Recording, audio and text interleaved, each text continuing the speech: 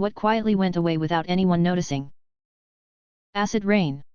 It was a huge environmental issue in the late 70s through the early 90s. Rain was acidic and damaged fertile areas among other things. In the US there was much research done and eventually industrial regulations were put into place. Companies were allowed to decide what approach they chose to take as long as the results showed the appropriate amount of reduction in sulfur dioxide emissions. Unfortunately, positive news doesn't sell, so news outlets did not do justice to reporting this success. As we went into the 2000s, hardly anyone remembered what was done. When you turn off the TV, how the image would shrink to a dot before slowly fading away. Waterbeds. Facebook poke wars. Travelers' checks. Flash mobs. Picture-in-picture TVs. Actual toys and cereal boxes and Cracker Jack boxes. Stumble upon. I remember all my classmates and my mom used to use it years ago. Deleted. HQ Trivia. Roflo dropped off of the face of the planet and now we just go straight from LOL to LMAO. McDonald's all-day breakfast menu. The uproar around devices always listening. Xbox One Kinect was an uproar and now you pretty much can't buy a device that isn't always listening. Service clubs. E.g. the Rotary, the Lions, the Shriners. Oh, they're still around. But a common complaint among them is they've got no members under 70 and no new members are lining up to get in.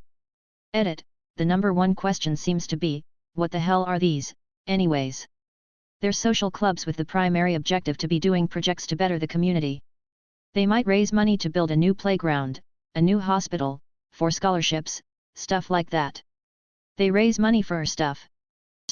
What gets more hate than it should? Black cats. Going out alone. Donkeys.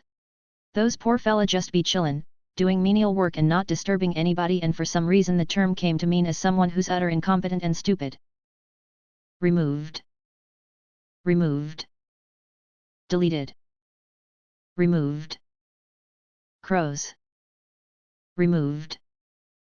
Removed. Not wanting to drink. When you tell someone that you don't drink, most of the time they act like you just told them you juggle heads in your spare time. Removed.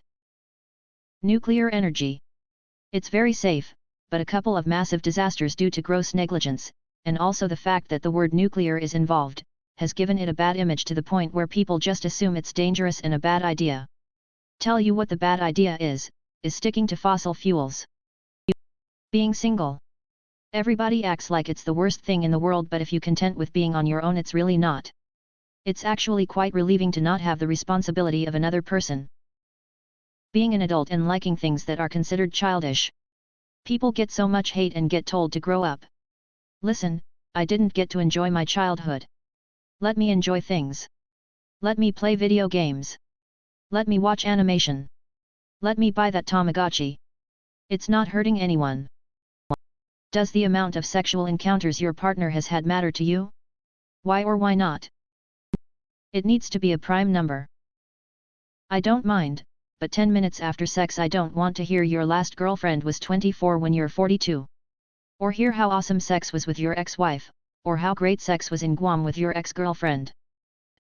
I would care only because my wife and I have been together since high school and we both should have one partner each other. So if that's not true it would be a problem, laughing face. So long as they haven't run through my entire friend group, I don't care. As long as the count doesn't continue increasing during the relationship, it doesn't matter at all. I have a past too. No, but also don't want to know, so I never ask. My husband bragged he had so many sexual encounters. I thought sex is going to be so great. Jesus, it sucked. He never learned what women liked, so him having all these encounters were in his imagination. No, to a point. To me, the past only matter in its ability to catch up to the present. If someone has had sex with 50 people but it never has a negative effect on our life together and she still enjoys sex with me, then it's not a problem. However, if someone has had sex with 5 people and all 5 are frequently coming back into her life and causing drama for both of us, or if she can't enjoy sex with me due to comparing it to a past partner, then that it is an issue.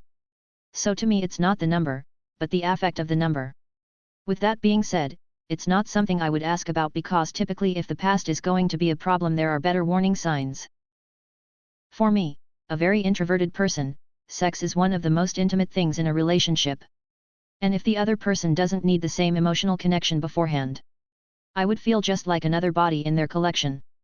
But also I don't shame anybody partaking in the hookup culture. It's just not something for me. Yes and no. I mean I don't think I'd be comfortable with someone that has had like 1,000 partners. I'm 40, my wife is 46. We've been together 7 years, married for 2. We've never even had that conversation. As a small town guy, yes it matters. I don't want to date someone who's fucked half the town and I gotta see them every time I go to the store.